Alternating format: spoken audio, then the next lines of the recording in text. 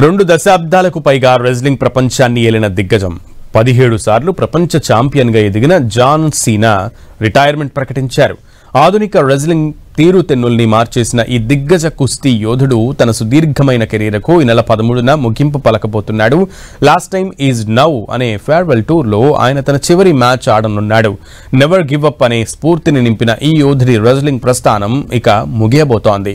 దీంతో ఫ్యాన్స్ కన్నీళ్లతో భావోద్వేగ సందేశాలతో జాన్ సీనాకు సోషల్ మీడియాలో వీడ్కోలు చెబుతున్నారు. ఆయన సాధించిన విజయాల్ని గుర్తు చేస్తున్నారు.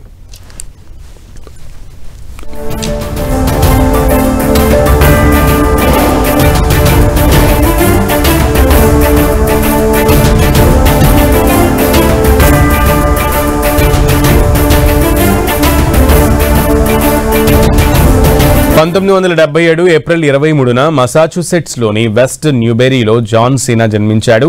తల్లి కరోల్ లూపియన్, అలాగే తండ్రి జాన్ జోసెఫ్ సీనా రెజ్లింగ్ రింగ్ అనౌన్సర్లు. వాళ్ళ 4 కుమారుల్లో జాన్ సీనా ఒకడు. చిన్నప్పటి నుంచే రెజ్లింగ్ పై ఆసక్తితో కాలేజీ తర్వాత బాడీ బిల్డింగ్లోకి ప్రవేశించాడు. 1998 కాలిఫోర్నియాకు వెళ్లి శిక్షణ తీసుకుని లోకల్ మ్యాచ్లో 2000 సంవత్సరంలో ఛాంపియన్షిప్ గెలిచాడు. 2002 జూన్ 27న స్మాక్ డౌన్లో రోస్టర్ డెబ్యూట్ చేశాడు. పేరున్న ప్రపంచ స్థాయి రెజ్లర్లతో తలపడుతూ వారిపై ఆధిపత్యాన్ని ప్రదర్శిస్తూ బెల్ట్లను సొంతం చేసుకున్న Monagadu John Cena.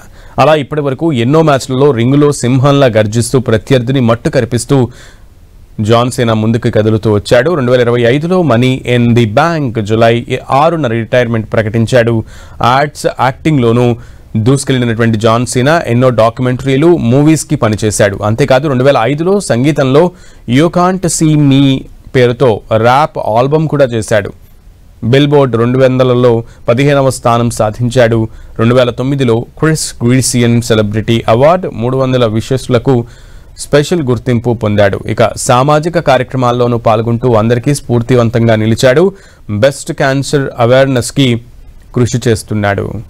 2009 July 11న Elizabeth హ్యూబర్డావును పెళ్లి చేసుకున్నాడు జాన్ సీనా. కానీ 2012 జూలై 18న డివోర్స్ తీసుకున్నాడు. ఆ తర్వాత 2012లో రెజ్లర్ నిక్కీ బెల్లాతో డేటింగ్ మొదలుపెట్టాడు. 2018లో నిక్కీతో బ్రేకప్ అయ్యాడు. దాదాపుగా 25 ఏళ్లకు పైగా రెజ్లింగ్ ప్రపంచాన్ని శాసించిన జాన్ సీనా రిటైర్మెంట్ వార్తలు ఆయన అభిమానుల్లో తీవ్ర నిరాశను కలిగించాయి. దీంతో లాస్ట్ టైం ఈజ్ నౌ అనే ఫేర్వెల్ టూర్తో చివరి మ్యాచ్కు సిద్ధమయ్యాడు.